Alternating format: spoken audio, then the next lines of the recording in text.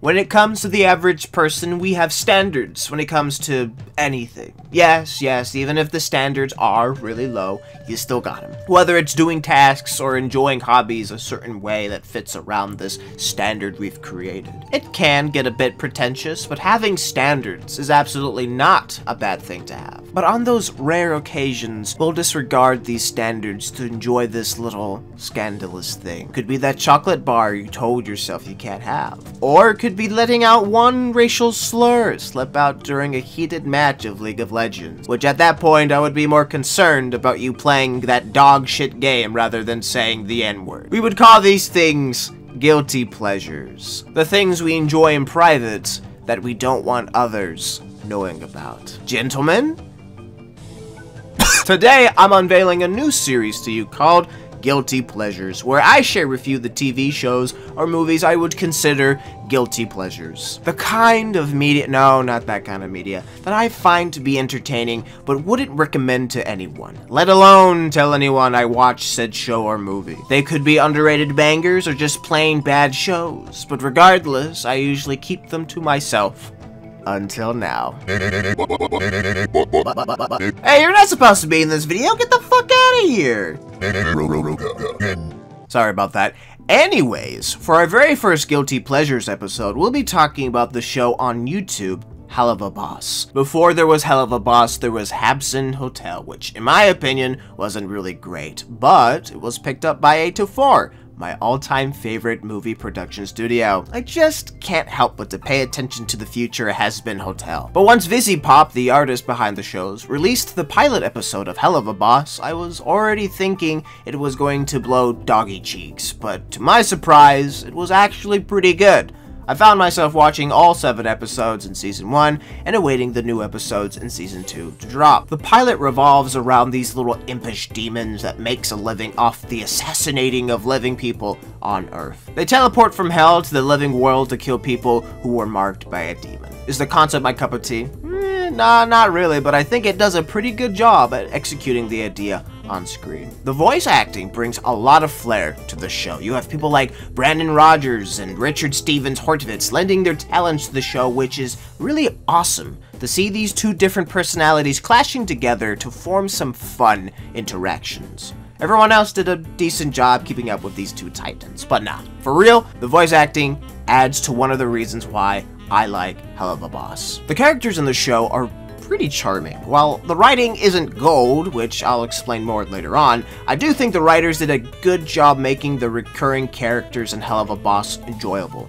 Comfort characters is what I'd call them. The first season gave us some bits and pieces to some characters' background, so it didn't make them out to be so one-dimensional, but I think they didn't give us enough. Though in Season 2, I think they're aiming to change that, which is a step in the right direction. Anyways, accompanied with the great voice acting that I mentioned before, it's really fun seeing the characters interact with each other, all having their own defined personalities, seeing them blend or push apart. Helluva Boss is honestly a good show, one I find myself going back to from time to time, but what makes it a guilty pleasure? One of those shows I'd rather not mention to save myself the agony of someone's judgment. Well, the show is most definitely not perfect. The imperfections prevents it from being a great show. Even still, I have no shame in recommending a mid-tier show or movie to someone I know they'll like. So I'll explain why Helluva Boss is one of those shows I prefer to watch alone. The overall vibe or aesthetic of Helluva Boss is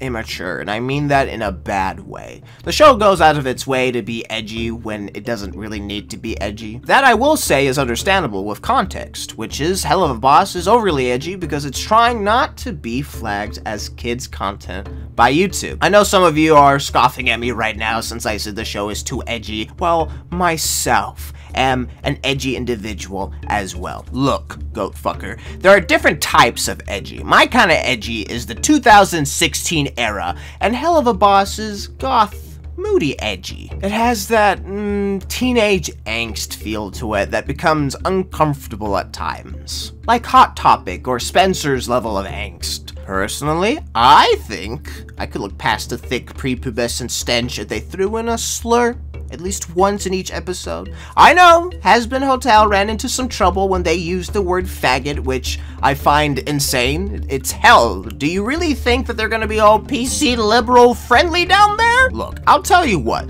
throw in the N-word hard art edition and I'll make a video giving praise to the show. I think that's a fair deal, don't you think? Now, I said the writing for the characters was pretty solid, but beyond that, the writing is pretty weak.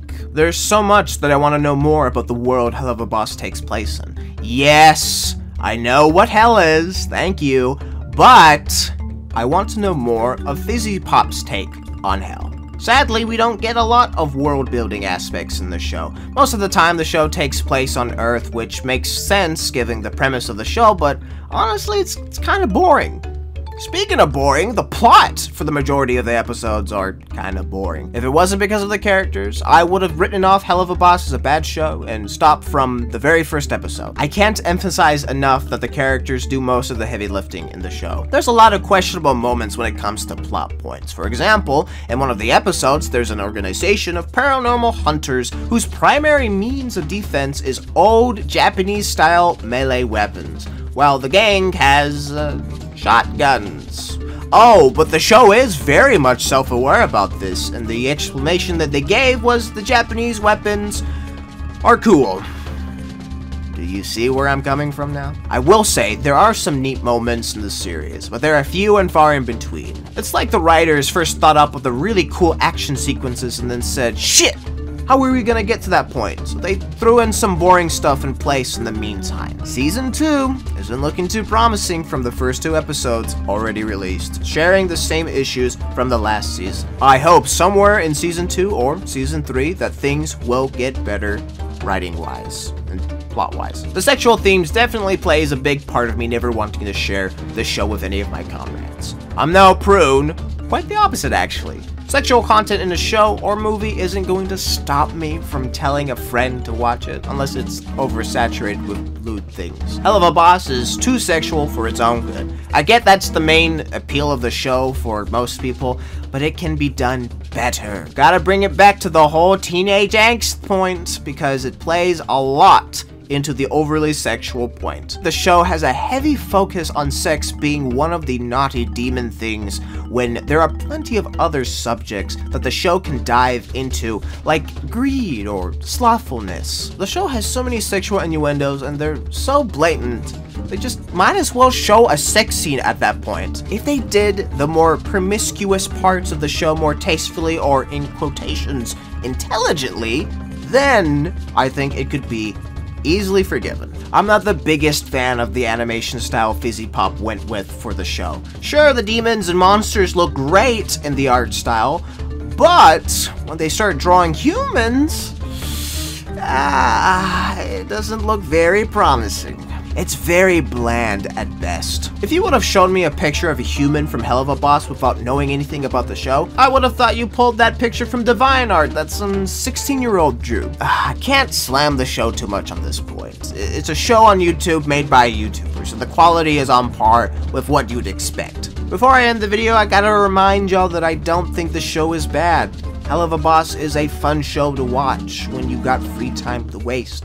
There's just a lot of issues that really prevents me from openly enjoying the series. Helluva Boss has a lot of maturing to do if it wants to go from being a decent comfort show to a great YouTube classic. The writing needs a huge overhaul, that's for sure. There's definitely more stuff that I can talk about, but I'll leave it at that for the sake of the show. Well, there you have it, the first installment of my new series on the channel. Let me know in the comments what y'all thought about it. Thanks again for watching the video, and I'll see y'all in the next one. Goodbye for now.